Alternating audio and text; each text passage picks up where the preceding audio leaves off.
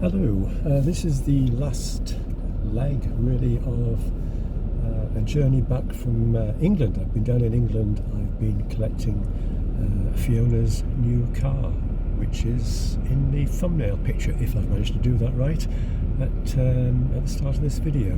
Anyway, right, enjoy the drive, thank you.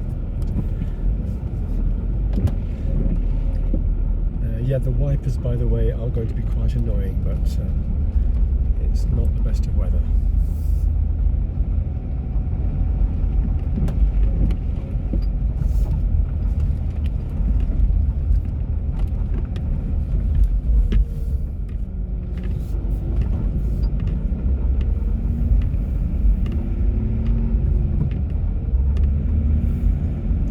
Fiona's car, by the way, is not what I'm driving. Fiona's car is on a trailer on the back of the car.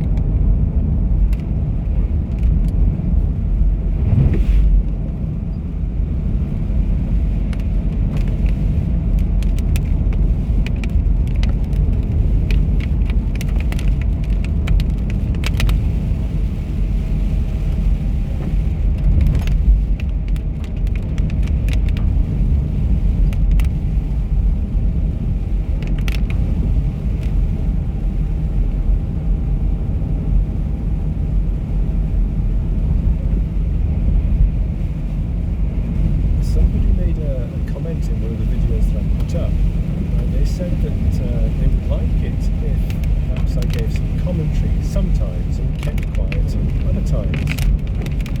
And keeping quiet is fine by me. I find it disturbing to hear my own voice. Strange. Maybe others have that too, I don't know. I think that when they asked if I would give commentary sometimes, they probably meant about the area I'm driving through, telling you maybe some history. Well, I'm going to try and give some kind of commentary, but it's not going to be about where I'm driving, but it will be about driving. These videos that I do, I'm not making the videos for YouTube, it's simply me going about doing things that I have to do. And I thought, okay, I will video what I'm doing and just put them on YouTube. Let's see. I don't like having photographs taken of me. There's not much photographic record of me. And that's been fine for a long time. But then as I'm getting older, I think to myself, I liked looking at pictures of my aunts, my uncles, my grandparents. I would look at the pictures and I realised there are no pictures of me. And I mean, maybe nobody would want to look at them, but if they did, there are none. Maybe putting these up here is some kind of a record that in the future family could look at and say, okay, that was Mike. They'll know something about me. Not anyway. This is just a little story about driving. I've been driving. I passed my driving test. I got my license probably around about 1976 or 1977. But I'd been driving a long time before that. I've been driving since before I was a teenager. I'm sure that's not unusual, but the circumstances for me were perhaps a little bit unusual, insofar as I was taking my father's car out in the early hours of the morning, pushing it down the driveway, pushing it down the road and starting it up out of earshot, and going driving for maybe, I don't know, maybe 2 hours, maybe 3 hours, and I would do that a few times in the week. Now, things were very different then, and people were maybe even now are shocked at me saying that I would do such a thing. But as I say, things were different in those days.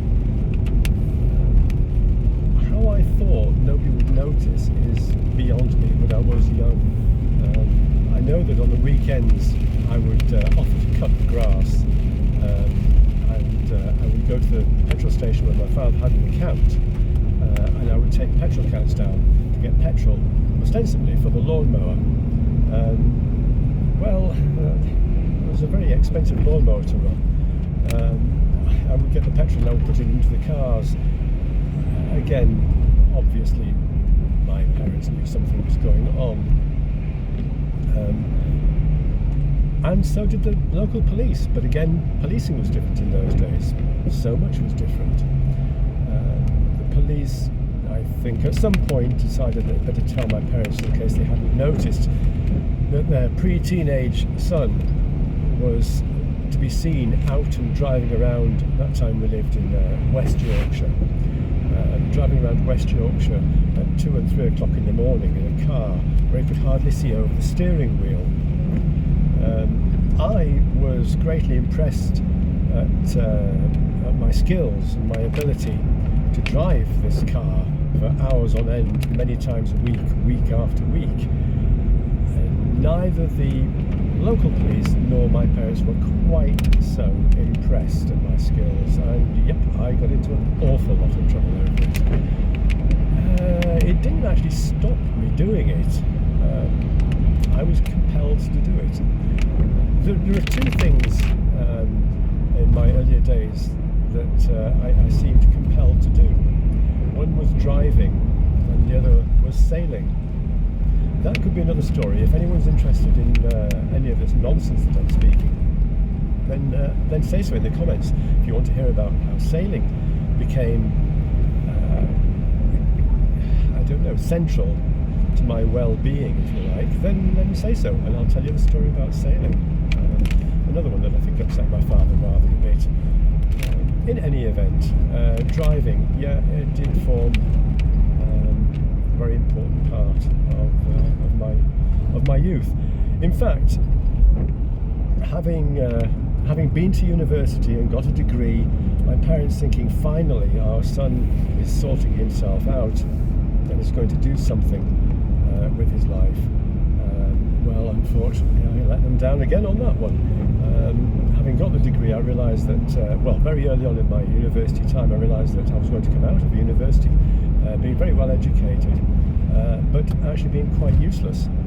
And I didn't think that I was in a position to go out and tell other people, show other people, instruct other people, advise other people how to do anything when I absolutely knew nothing whatsoever. So I thought, I need to do something that will earn me money and will, I don't know, how do you want to put it, make me capable, make me become a capable person. Driving was important, and so I went out and I got a heavy goods vehicle licence and drove lorries. I wanted to push myself though, so driving lorries simply up and down the motorway network of the United Kingdom wasn't what I wanted. I wanted to go to the Middle East, so I wanted to push myself. So there I was at the age of 22 or 23 at that point, going around Middle Eastern haulage companies saying, hello, I have a university degree and I'm a thoroughly nice chap, and I'd like to drive your very expensive lorry with very valuable cargo out to the Middle East. And they would ask me if I had any experience, to which I would say no, and they would obviously show me the door.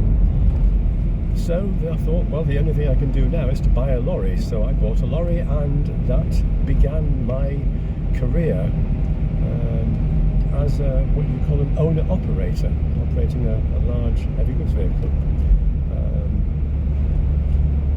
Not perhaps the best of career decisions, although here I am at 64, and I suppose really I have no regrets. I became capable. I had to do it. I was travelling to the Middle East. Untold worries and hassles and disasters. I learned to be a mechanic. I learned to get out of the situations, the difficult situations that quite often I got myself into. One example being one doesn't argue with members of the Arabic police departments carrying guns. You don't argue with them in the middle of nowhere.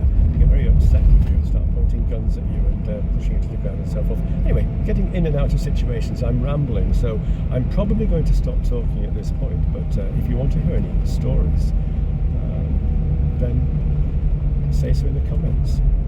Other than that, I'll leave you to enjoy this drive. Thank you very much.